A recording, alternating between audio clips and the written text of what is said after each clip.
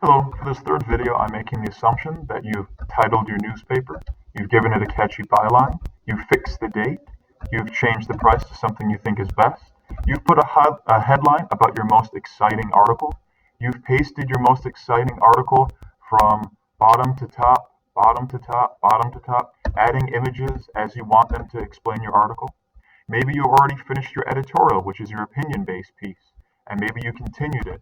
For example, maybe you started right here and just kept going and you needed another page, so you copy and pasted the existing and dropped it over here and made a new page, and you kept going until both your most important article and your editorial were in there.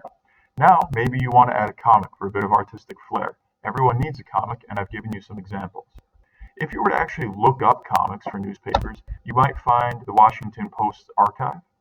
And here's an example of their comic. It's a father and a mother and a son, and the mother says, "Where have you been?" He says, "Helping Sarah." And he says, "We're going to organize and crowdfund a Halloween party for kids at the homeless shelter." And the parents are so shocked they don't even recognize him. They say, "That kind and thoughtful person looked exactly like Jeremy." The mom says, "Right, even the voice was the same." And the joke there is that their son is usually so self-centered that when he does something nice, they don't even recognize him. Comics are usually about current issues. So for yours, you should probably put some type of comic that deals with an issue in class. A really simple one to get you thinking was the joke that we had about "Let's eat Grandma." So you could have Grandma sitting at the table with you, and you say, "Let's eat Grandma," and then you eat your Thanksgiving dinner. Or maybe you could have "Let's eat Grandma," and then you've got Grandma laying on the table when you've got your fork and knife ready to eat. And you could have on the bottom the significance of commas or something like that. That would be a really good language arts kind of comic. There's a lot of them out there. People have been teaching language arts for thousands of years, so that you could always use the internet to look up language arts based comics.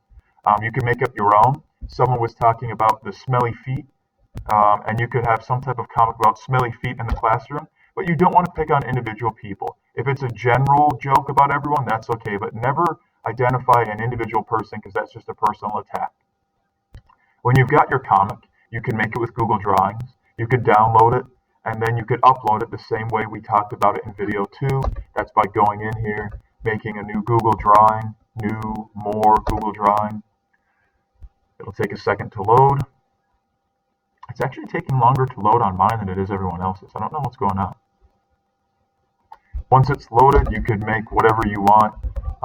This will be the story of the circle that wears a square hat. This is a really lame comic that has no purpose. Anyway, there it is. You can click File, scroll down to download it as a JPEG.